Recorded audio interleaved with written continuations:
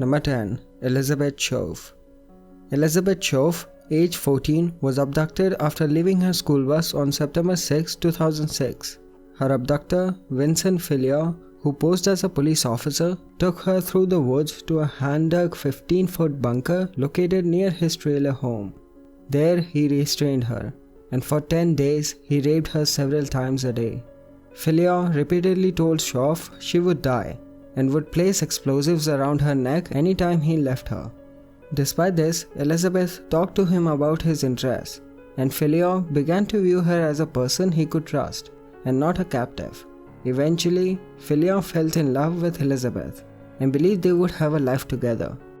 When she was taken into the woods, Elizabeth dropped her shoes in hopes of someone finding them. Later, when she had gained her kidnapper's trust and was allowed outside of the bunker, she would pull out strands of hair and throw them on the ground as clues. After 10 days of captivity, Fillion allowed Elizabeth to borrow his cell phone to play games. However, Elizabeth used the cell phone to contact her mother, who proceeded to contact the police. Law enforcement used the cell phone towers to locate the bunker. Once Fillion saw on the television that the police were seeking him, Elizabeth told him to run, and once he did, she was able to leave and yell for help until she was found. Fillion was arrested 5 miles away, carrying a taser, pellet gun, and a knife.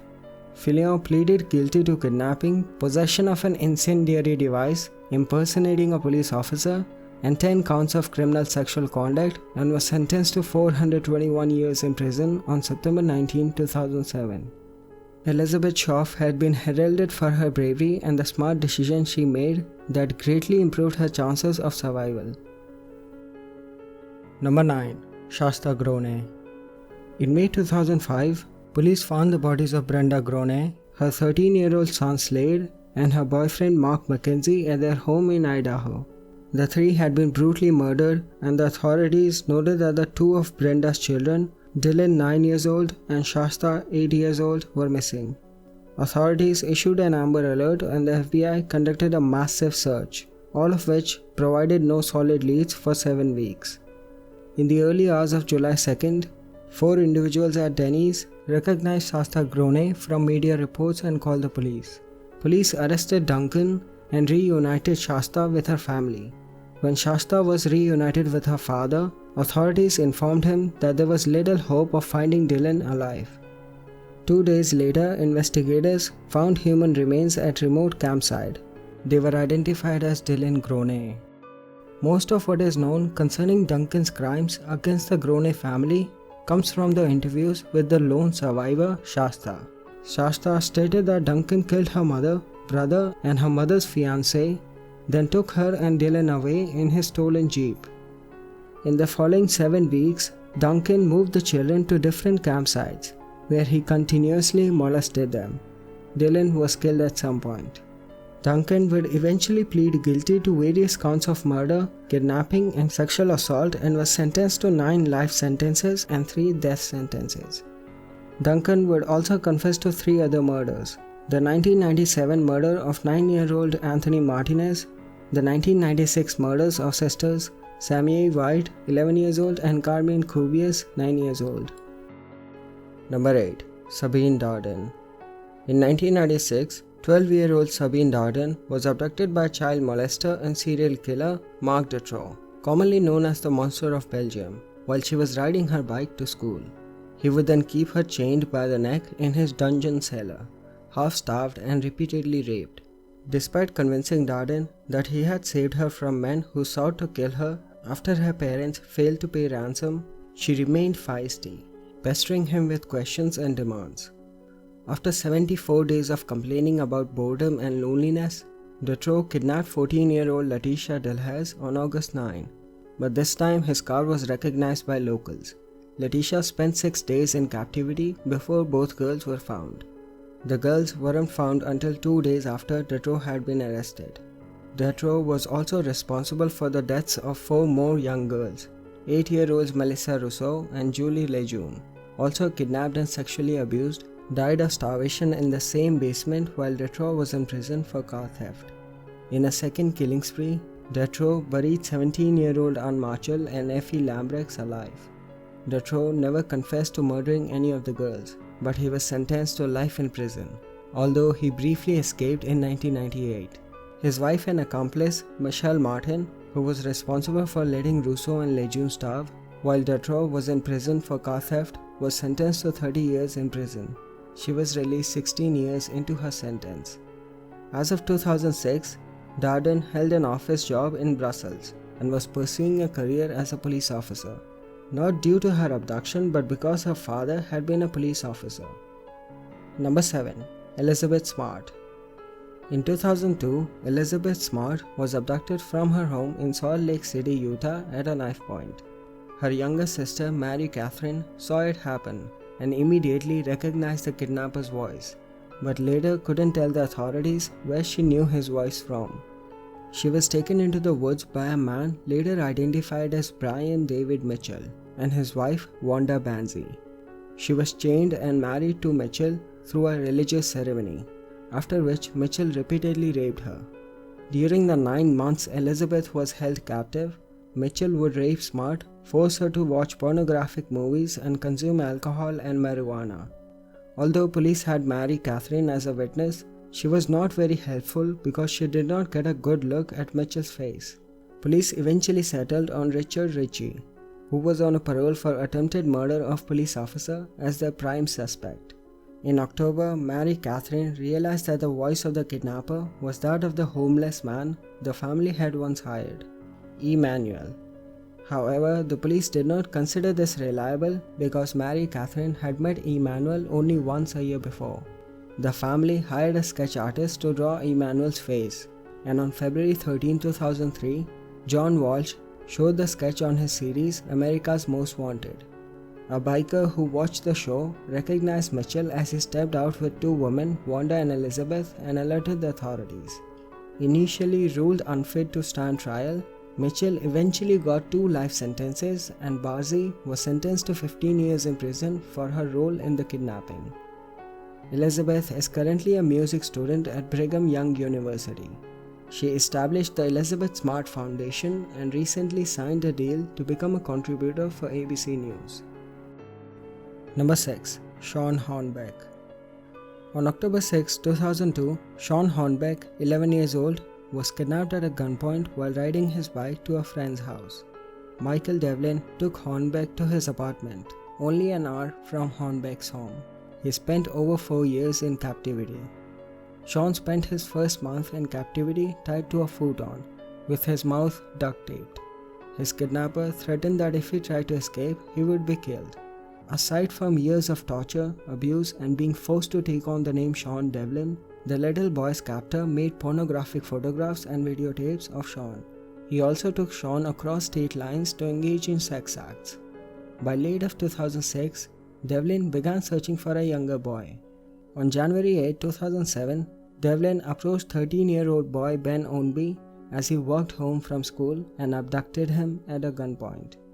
However, his neighbor Mitchell Hulse recognized Devlin's van. That's when police raided Devlin's apartment. They found Ben 4 days after his abduction. And to everyone's surprise, they also found Shawn Hornbeck there. Michael Devlin was convicted of kidnapping, child molestation, and production of child pornography. He was sentenced to serving life multiple times, bringing his total incarceration to 1,850 years. On April 9, 2011, an inmate who was angry at nature of Devlin's crime stabbed Devlin several times with 2 ice picks. Devlin was treated in a hospital and returned to prison. Following his rescue, Shawn caught up with his classmates academically, graduating a semester ahead. He is currently attending a community college, expressing interest in working with children, possibly in psychology or social work. He also makes appearances for the Shawn Hornbeck Foundation, an organization his parents started during his disappearance. Number 5. Steven Stainer.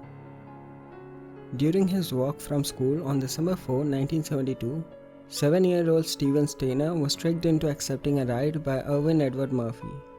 The car was driven by Kenneth Parnell, a convicted sex offender who had convinced the simple-minded Murphy to steal a child for him to raise for religious purposes. Steven was told by his kidnapper that his parents had given him up because they couldn't afford that many children. and Parnell now had legal custody over him.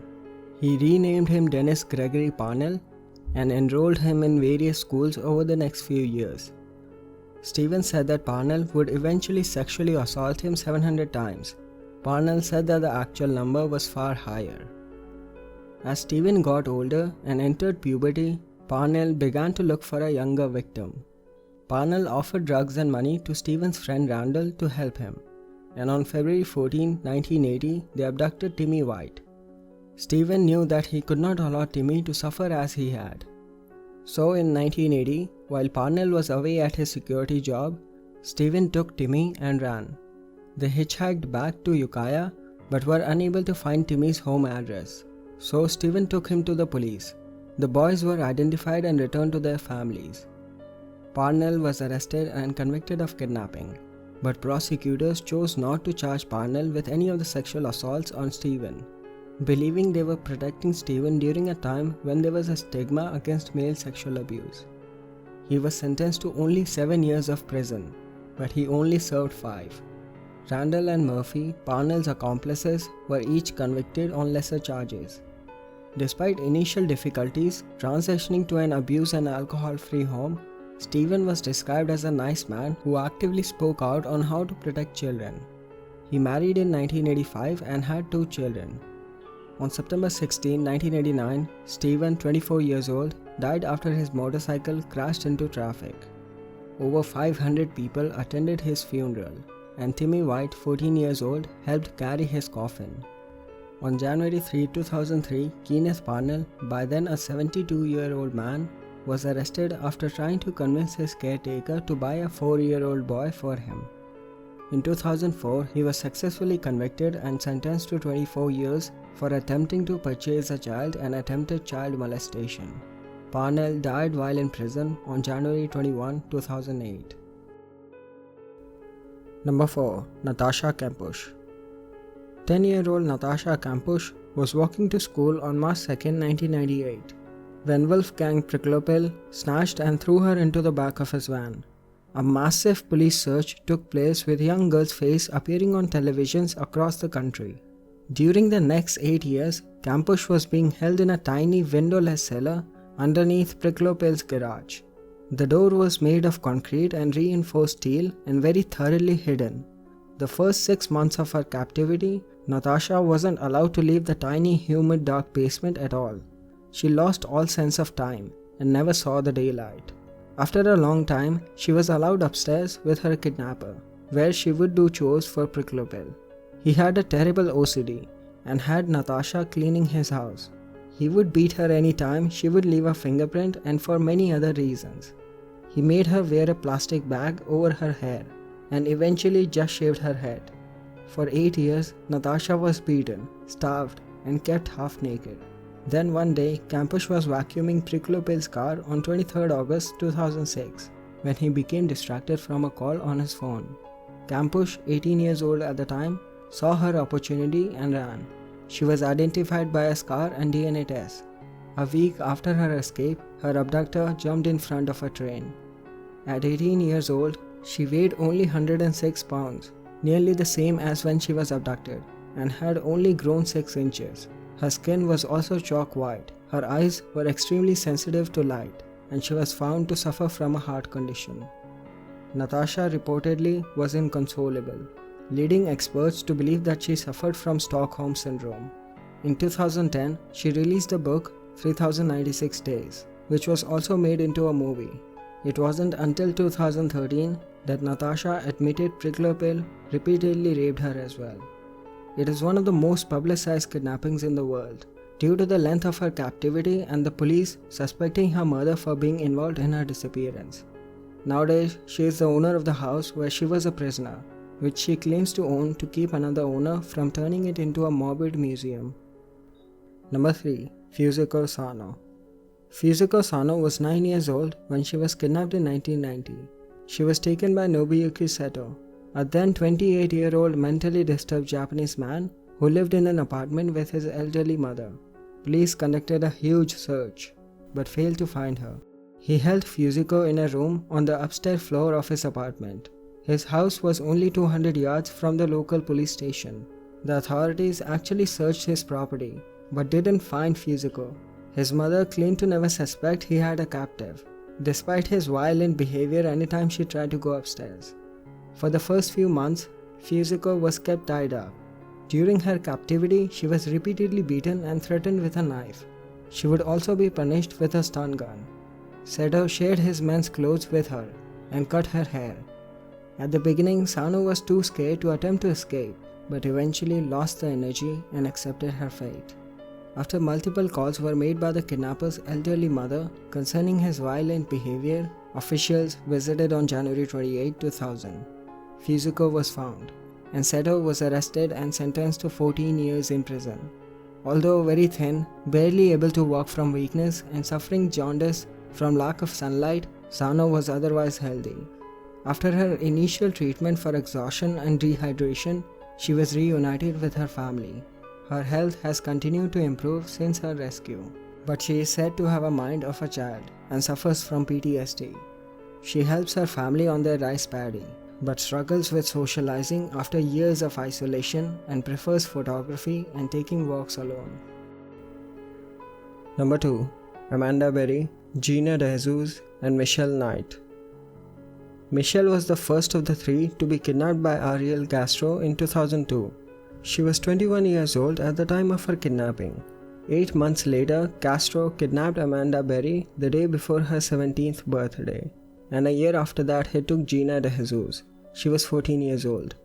Michelle Knight was taken on the day she was scheduled to appear in court for a custody case involving her son Joey. She was tricked into following Castro home under the false promise of puppies. The police spent limited resources on finding her because of her age. At Castro's house, Michelle was chained by her arms, feet and neck, and was only fed on the third day after her kidnapping. She was repeatedly beaten and violently raped by Castro. He impregnated her at least 5 times over the course of 10 years, but induced miscarriages by beating and starving her. After she was joined by Amanda Berry, the two women were chained to each other.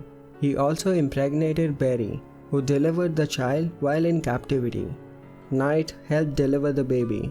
Another year later, the two women were joined by GINA DEJESUS, a 14-year-old girl.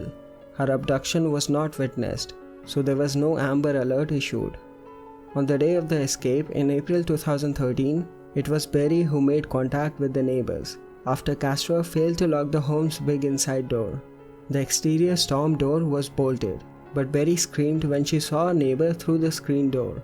They kicked a hole in the screen door, and Berry and her 6-year-old daughter escaped. Berry called 911 from neighbor's house. Castro was placed under arrest that day, and he was charged with kidnapping, rape, aggravated murder, attempted murder, and assault. He was sentenced to over 1,000 years in prison, but a month into his sentence, guards found him hanged in his cell. Number 1. J.C. Dugard. On June 10, 1991, 11-year-old J.C. Dugard was knocked out by a stun gun and pulled into a car from school bus stop as her horrified stepfather and classmates watched. A search began immediately, one that would involve all of South Lake Tahoe, even reaching the likes of the television show America's Most Wanted, but failed to bring J.C. home. Her kidnapper Philip Garrido shocked her with a stun gun, leaving her unconscious.